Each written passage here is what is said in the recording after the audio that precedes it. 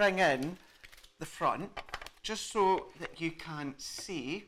So we're going to start, we'll start off with number 1. Why don't we? So if I just move this one. So the concept is we will pop the other ones down. So you've got your die.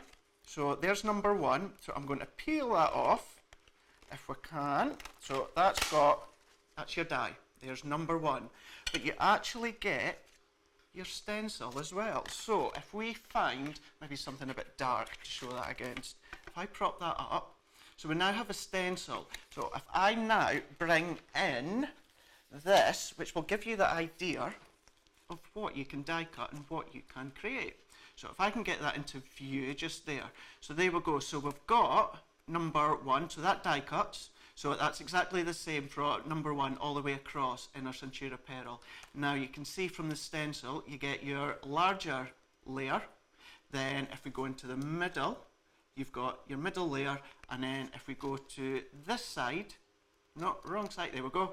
Then you've got your smaller layer. So that's all been created just with that one stencil. So just use a pencil or something light just to score the marks, and then that will give you your different size matting and layer it.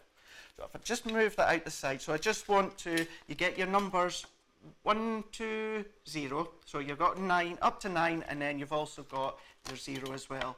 So just quickly show you, I just want you to see the good size that they really are on all the dies as well as the stencils. So the good thing is you don't just have to use the stencils, you don't have to just use the dies, you can use the stencils as well, and even just use them on their own.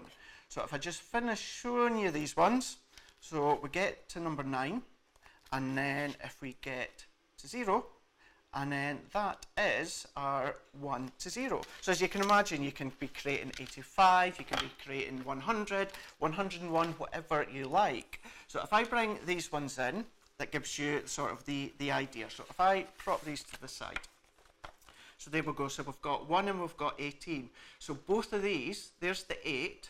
So we've only used 1/2 of the stencil for 8. And then when it comes to the number 1, we've only used 1/2 of the number 1. Then just a bit of simple drop shadowing, that's just using the die on its own.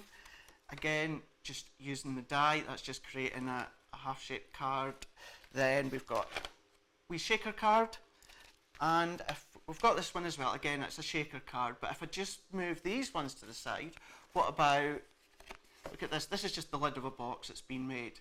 Now look at that, that's actually using the stencil, creating the layers to give that matting and layering. How big and bold and bulky does that look? That looks really good. So if we move them, then we can bring in, what about New Year? So we've done 2019. So let's see if I had this sorted. Let's see if we can get this. There we go. Unjangled. There we go. So what about making a bit of something for New Year? So going into New Year, going into Christmas time. And then if we've got this one. So we all know we've got our, what am I trying to say? We've got our 18s, we've got our 21st, we've got our 30th, but what happens if you just want to make a birthday for a 37-year-old? Or, I don't know, a 24-year-old? Just doesn't have to be the special numbers. You've got all these numbers to create all these different layers. So that's just the shape card using the stencil as well as using the die.